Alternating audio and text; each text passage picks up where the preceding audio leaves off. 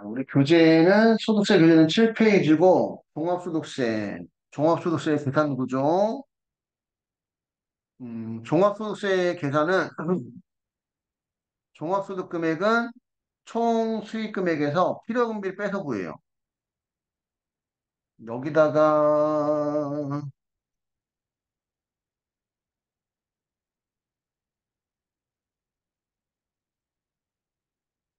우리 손익의 수익과 비용 이견의 손익의 이 인식이 기업회계는 발생주의예요, 발생주의. 발생주의라서 수익에서 이 비용을 빼서 이거 손익의 인식이라고 하면 안 되겠구나. 손익의 인식.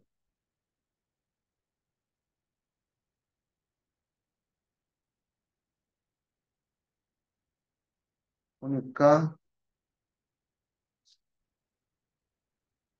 순손익의 인식. 손익은 이제 수익과 비용 얘기하는 거, 순손익은 이제 당기순이익, 당기순손실에 얘기하는 보시면 됩니다. 그래서 기업회계는 발생주의에 의해서, 발생주의에 의해서 거래가 발생한 시점에 수익과 비용을 인식하고 수익에서 비용 빼서 우리가 당기 순손익이 나오는 거예요. 소득세법은 권리 의무 확정주의라고 해서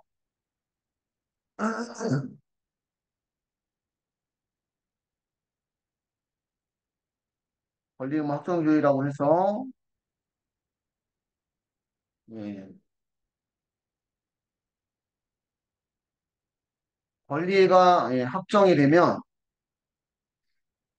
총수익 금액이라 얘기하고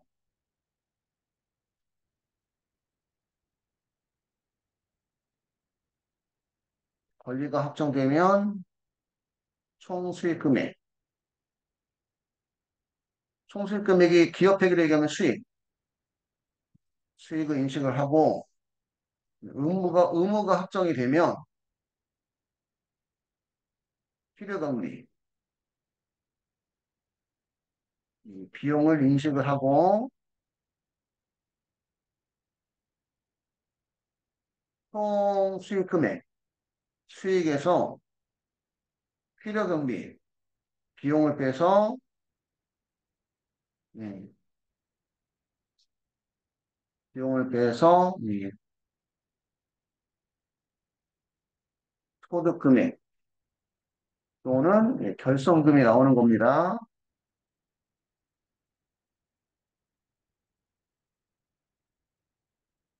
이게 지금 단기 순손익의 의미죠.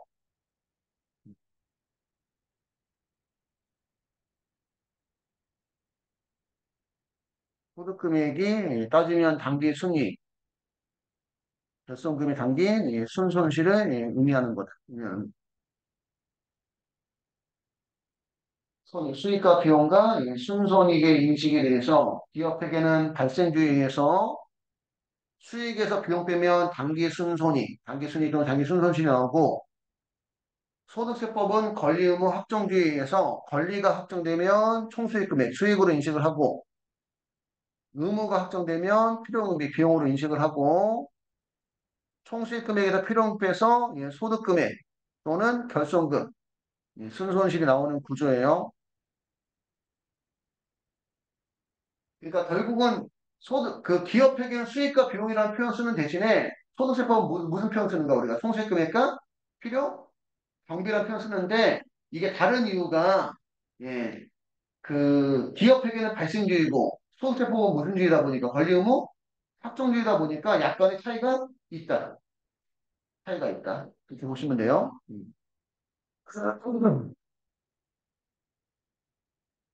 그리고 종합소득금액은 총수익 금액에서 필요금 빼서 구하고 종합소득 가대표준은 종합소득 금액에서 종합소득 공제라는 거 빼서 구하고 종합소득 산출세액은 종합소득 가대표준에다가 기본세율 6%부터 45%까지 8단계 초과소득세액 곱해서 종합소득 산출세액이 나오고 예, 종합소득 결정세액은 종합소득 산출세액에서 세액감면과 세액공제 빼서 나오고, 네, 종합소득의 총 결정세액은 종합소득 결정세액에다가 예, 가산세, 의무를 불이행하면, 예, 의무를 불이행하면 가산세가 붙고, 종합소득 자진납부세액은 종합소득 총 결정세액에서 예, 기납부세, 예, 이미 납부한 세금 있으면 빼서 예, 구한다고 보시면 됩니다. 여기에 대한 이제 세부적인 내용은 이제 그 다음 페이지부터 이제 배우는 부분들이고, 종합소득 금액. 종합소득 금액에는 우리 몇 가지가 있다? 여섯 가지가 있어요. 그치? 여섯 가지. 이자, 배당, 사업, 근로, 연금, 기타. 있고, 이걸 우리 원천별로, 무슨 별로? 원천별로 소득 금액을 계산해요. 원천별로. 그러니까 이자는 이자 소득 금액, 배당은 배당 소득 금액, 사업은 사업 소득 금액, 근로는 근로 소득 금액, 연금은 연금 소득 금액, 기타는 기타 소득 금액. 이게 원천별로 소득 금액을 계산한 다음에 나중에 합치면 그게 이제 무슨 소득 금액? 종합 소득 금액이 된다는 얘기입니다. 그 이자에 대한 총수익 금액에서 이자나 배당 소득은 돈만 있으면 발생하는 금융소득이에요. 돈만 있으면 발생하는 금융소득으로 무슨 경비가 없다. 필요 경비가 없어요. 그래서 이자에 대한 총수익 금액이 이자 소득 금액 되고 배당도 배당에 대한 총수익 금액이 무슨 소득 금액? 배당 소득 금액이 되고 사업 소득에 대한 총수익 금액에서 필요 경비 빼면 무슨 소득 금액? 사업 소득 금액이고 기타 소득도 기타 소득에 대한 총수익 금액에서 무슨 경비? 필요 경비를 빼면 기타 소득 금액이 나오고 근로소득의 근로소득 공제, 연금소득의 연금소득 공제는 필요 경비적 공제라고 표현해. 필요 경비적 공제. 필요 경비 대신에 빼주는 거. 사람에 대한 필요 경비는 그지? 사람이 일하는 거를 필요 경비 계산하기 어렵다 보니까 그냥 소득에 비례해서 빼주겠다는 게 근로소득 공제. 연금소득 공제도 필요 경비 계산이 어려우니까 그냥 연금소득에 비례해서 빼주겠다는 게 연금소득 공제라고 보시면 돼요. 근로소득에 대한 총수익 금액에서 근로소득 공제 빼주면 근로소득 금액, 연금소득에 대한 총수익 금액에서 연금소득 공제 빼주면 연금소득 금액. 이렇게 원천별로 소득 금액 계산한 다음에 나중에 합치면 종합소득 금액이 되는 거고 총수익 금액 계산 시 무슨 금액 계산 시? 총수익 금액 이자, 배당, 사업, 근로, 연금, 기타 총수익 금액 계산 시 분리과세와 비과세는 뭐 한다? 제외한다. 분리과세는 이제 무슨 쪽 원천 징수? 만납적 원천 징수라서 제외를 하고 한 번 납부하면 납부만 끝나니까 예, 비과세는 가세한다, 가세하지 않는다. 가세하지 않는 게 비과세예요. 비과세. 그래서 분리과세와 비과세는 빼고 우리가 소득금액 계산한다고 보시면 돼요. 분리과세, 비과세는 빼고. 이게 사업소득은 예전에는 분리과세가 없다 이렇게 표현했는데 요즘도 없다고 표현하는 게 맞는지 모르겠어. 왜? 단 주택임대 총수익금액 중 일부는 묻은 척 분리과세, 선택적 분리과세라는 게 있거든요. 선택적 분리과세. 선택적 분리과세의 의미가 뭐냐면 종합과세와 분리과세 중 유리한 거 선택하는 거예요. 이게 올해부터인가 올해인가 작년인가부터 생긴 거예요. 얼마 안 됐어. 그전에는 이제 분리과세라는 게 없었어요. 근데 주택임대 총수익 금액 중 일부는 선택적 분리과세가 있습니다. 종합과세와 분리과세 중 유리한 거 선택하는 거고, 이자 소득이나 배당 소득은 이제 무슨 경비가 없고, 필요 경비가 없고, 2월 결손금은 소득 금액을 계산하는 과정에서 차감을 한대요. 2월 결손금은 소득 금액을 계산하는 과정에서 차감을 한다.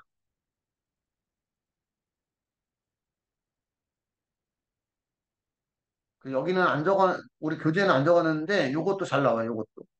필요 경비가 있는 소득.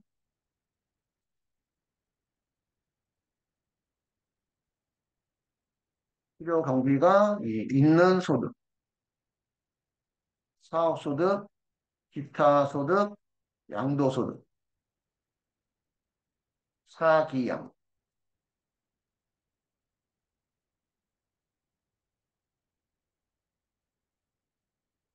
사업소득, 기타소득, 양도소득, 필요 경비가 있고, 이 뒤에서 또 나오는데 우리 부당행위 계산 부인 대상 소득. 정당한 행위는 인정하지 않겠다는 게 부당행위 계산인데 예, 부당해산 부인 대상 소득은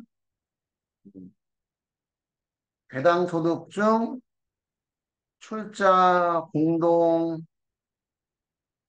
사업자의 배당 소득만 그다음에 사업 소득, 기타 소득, 양도 소득. 요건 이제 부당해산 부인 대상 소득이 있습니다. 그래서 우리가 앞자만 따서 외우면 배사기양. 그냥 사기양은 예, 필요금비가 없고 예, 배사기양은 예, 부당해산 부인 대상 소득입니다.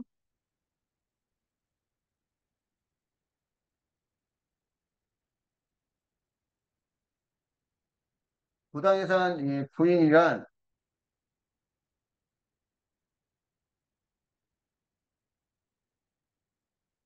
특수 관계자와의 거래가 조세 부담을 부당히 감소시키는 경우 그 계산을 인정하지 않는 거 우리가 부당해산 예, 부인이라고 얘기하고 대표적으로 우리 부당해산 예, 부당해산 부인은 예, 고가 및 저가 영도 보율 차익 저율 대요 예, 무수익 자산의 예, 매입 및 현물 출자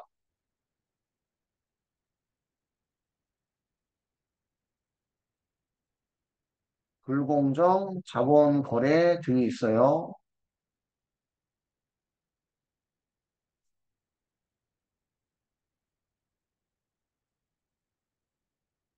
고가 매입, 저가 영도, 보율 차입, 저율대여, 무수익 자산의 매입 및 현물 출자, 불공정 자본 거래 등이 있고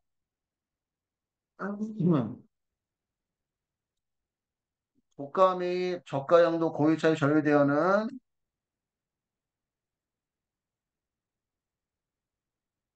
시가와의 차이가 5% 이상 또는 예, 3억 원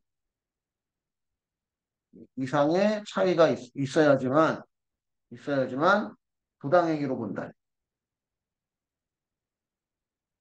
고가 매입, 저가 영도, 예, 고율 차입, 저율 대여 이런 것들은 시가와의 차이가 5% 이상 또는 3억 원 이상의 차이가 있어야지만 예, 부당행위로 봅니다. 근로소득과 연금소득은 예, 필요 경비적 공제인 근로소득 공제와 연금소득 공제 차감해서 구하고요.